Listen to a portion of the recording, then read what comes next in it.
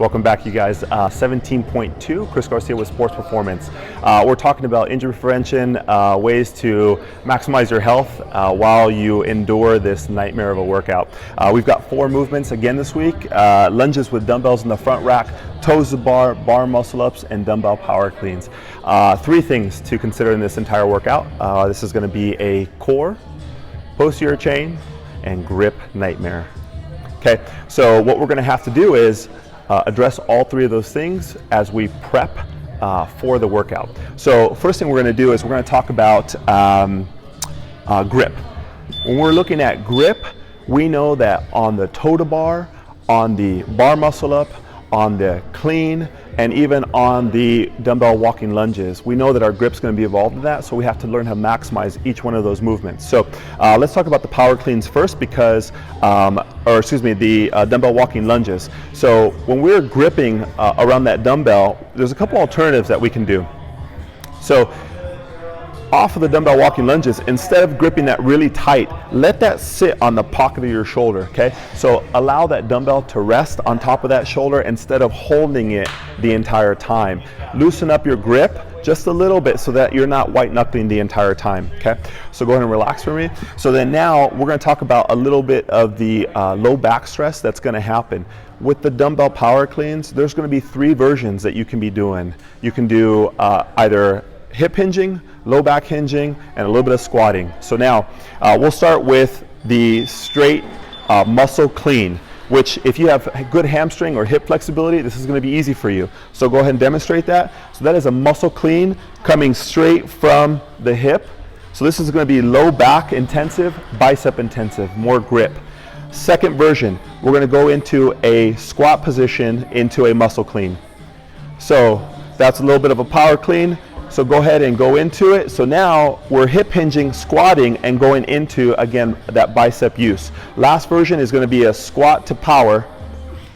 So that's a little bit more leg dominant and less low back texting, but it's going to be a little bit more squat and lower body heavy, so which is going to affect you on those walking lunges. So you have to kind of pick and choose what's going to be the best for you and your energy efficiency. You know your body well. Just pick your battles wisely. And then if we're doing those muscle cleans and we're just using elbow flexion or elbow bending to do that, you know that's going to be taxing on the bar muscle ups. So to go from a bicep work to another bicep work, that's going to be heavy and intensive. So just be cautious with that. And then the last thing we're going to talk about is, we said grip, low back, a little bit of posterior chain, and then learning how to do a bar muscle up. You got 4 days to learn how to do one. If you don't know how to do one, good luck. I'm going to be in that club, so I'll look forward to seeing your videos and updates. And the last one is going to be the warm-up. So now we talked about the 3 things that we need to be cautious with: your posterior chain, core, and your grip. So let's talk about little basic dynamic warm-up that you should be including to address some of these things. So we're going to go onto your back. We're going to start with an iron cross. So go ahead and lie out to the side, arms by your side. Bring one leg straight up in the air. Get a good hamstring stretch. From here, we're going to bring it across and open up that back.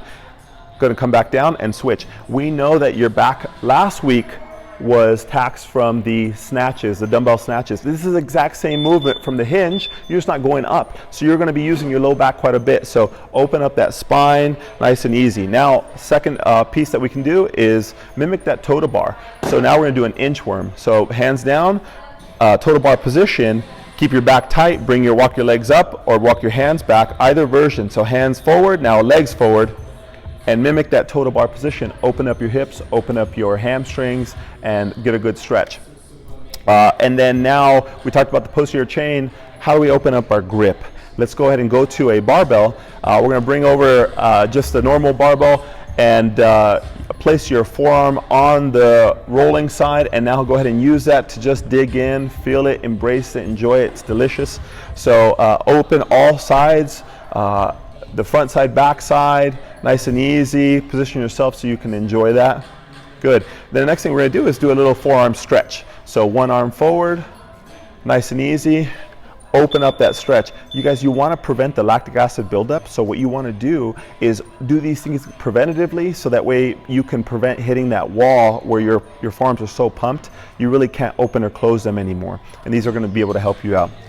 And the last thing we're going to do is activate our core and open up our lats. So we're going to come over here to a pole and lie on your back. We've got a resistance band here.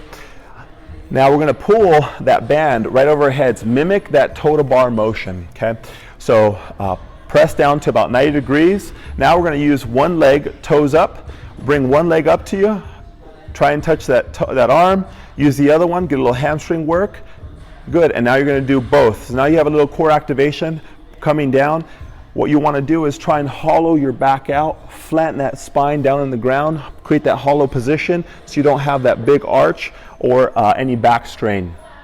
Last thing we're going to do is we're going to do a partner stretch. Let me have you stand up for me.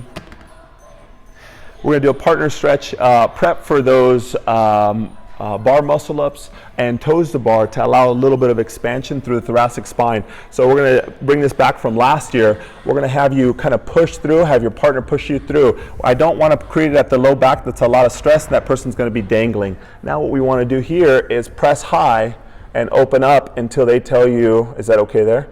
Perfect. So we're going to hold that position nice and easy and open, come right back down, allow them to rest, active shoulders, and get a little stretch. After that, you should feel literally amazing, you guys. So it'd be a good idea throughout your dynamic warm-up to include just the general movements that you're going to be doing, a set of 10 or whatever you need to do, feel comfortable. So these, again, are preparatory ways that you can kind of feel healthy and last all 5 weeks throughout this Open. Again, thanks again from Sports Performance. If you're enjoying our videos, go ahead and follow us on Instagram, Sports Performance PT, YouTube, Sports Performance PT, and Facebook at Sports Performance PT. Chris Garcia, enjoy the Open, you guys.